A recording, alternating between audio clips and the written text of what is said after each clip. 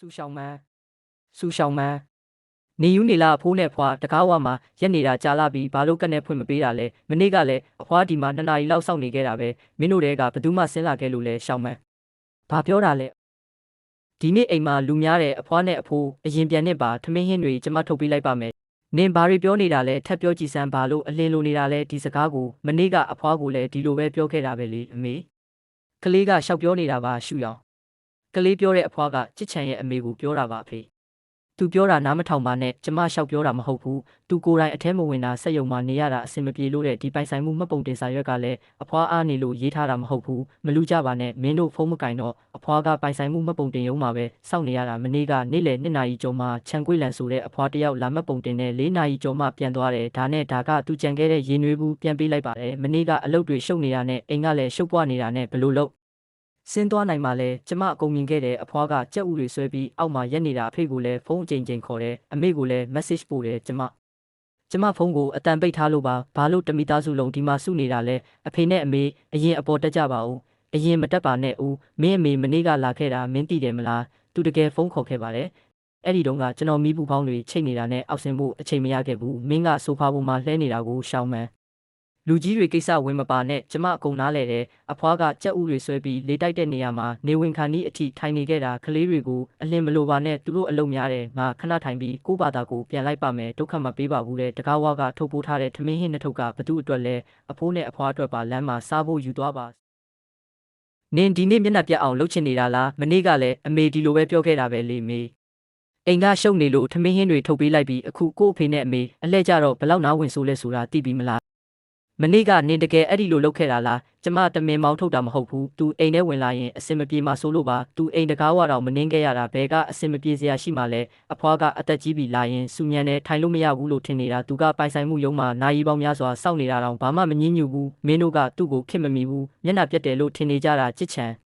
်ဒီအိမ်အတွက်အစပုံငွေကမင်းအဖေနဲ့အမေအိမ်ဟောင်းရောင်ပြီးစုပေးခဲ့တာမဟုတ်ဘူးလားဒီကိစ္စကိုမင်းဘာလို့မပြောတာလဲပတ်စံကသူတို့ဆန္ဒလျောက်ပေးတာပါကျွန်တော်တို့လူယူတာမဟုတ်ဘူးသူတို့ကမင်းတို့ကိုအိမ်အောင်ပြူဖို့ပတ်စံတွေအကုန်ပေးခဲ့တာကိုမင်းတို့ကသူ့ကိုတကားပိတ်ထားတယ်ဒါကိုတရားမျှတတယ်လို့ခေါ်လို့ရလားအခန်းထဲမှာကလတ်ထိုင်တစ်လုံးဘာလို့ရောနေတာလဲလူအများကြီးအတွက်မပြင်ဆင်ထားလို့ပါမပြင်ဆင်ထားတာမဟုတ်ဘူးအစကတည်းကအဖွားအတွက်နေရာမပြင်ဆင်ထားတာအိမ်အောင်ပြီးအစပုံငွေစုပေးခဲ့တာကတမိသားစုလုံးအိမ်အစ်စ်ထဲရောက်တော့ကလတ်ထိုင်တစ်လုံးတောင်မချန်ထားဘူးကျမကမနေခိုင်းတာမဟုတ်ဘူးဒါဆိုမနေ့ကဘာလို့အောက်ဆင်းမကြိုတာလဲမင်းအမေကိုကြိုဖို့ငါအမေရဲ့မျက်နှာကိုကြည့်ရအောင်မလားရှူရောင်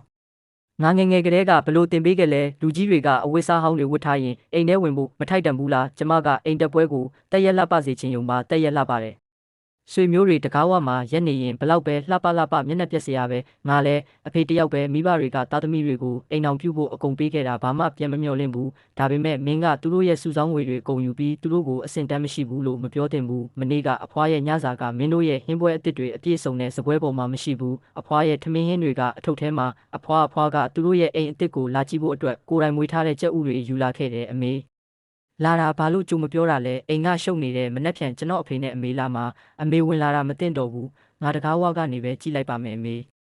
အဖွားကိုအိမ်ထဲဝင်ပြီးထမင်းစားခိုင်းပါဦးအခုဧည့်သည်တွေအကုန်ပြန်သွားပြီးကျွန်တော်အဖေကိုတွားခေါ်လိုက်ပါမယ်အဖေကိုမခေါ်ပါနဲ့အဖွားသူတို့ကိုဒုက္ခမပေးခြင်းဘူးဒါပေမဲ့ဒီအိမ်ကအမေပတ်စံထုတ်ပေးခဲ့တာလေရှောင်းမန်း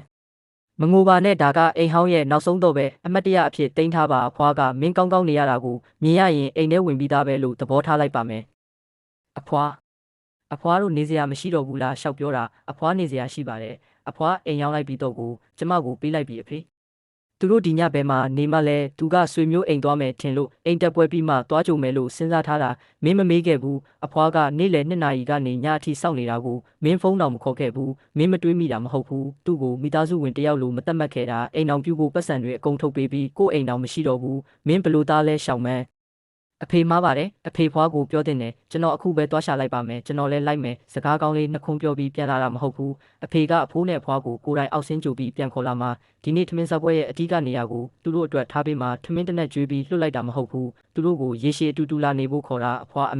မေဘာမှမဖြစ်ဘူးအတိကျွမ်းဟောင်းစီမှာတညလောက်သွားအိပ်ဖို့ပြင်ဆင်နေတာအမေကျွန်တော်မှားပါတယ်ကျွန်တော်အမေကိုတောင်းပန်ပါတယ်အမေလိမ်မနေပါနဲ့တော့အိမ်ဟောင်းတောင်မရှိတော့တာအမေဘယ်မှာနေလို့ရမှာလဲထားပါ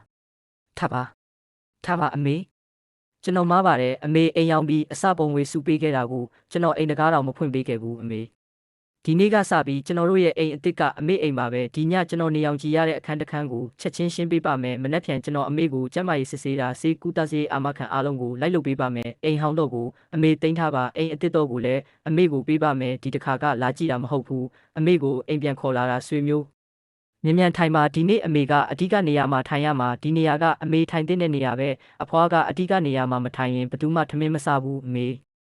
နောက်ကိုအိမ်ပြန်လာရင်မှတ်ပုံတင်စရာမလိုဘူးမျက်နှာကြည့်စရာမလိုဘူးဒီအိမ်ရဲ့အုတ်တစ်ချက်ချင်းစီတိုင်းမှာအမေရဲ့အစိတ်ပိုင်းပါဝင်တယ်အမေ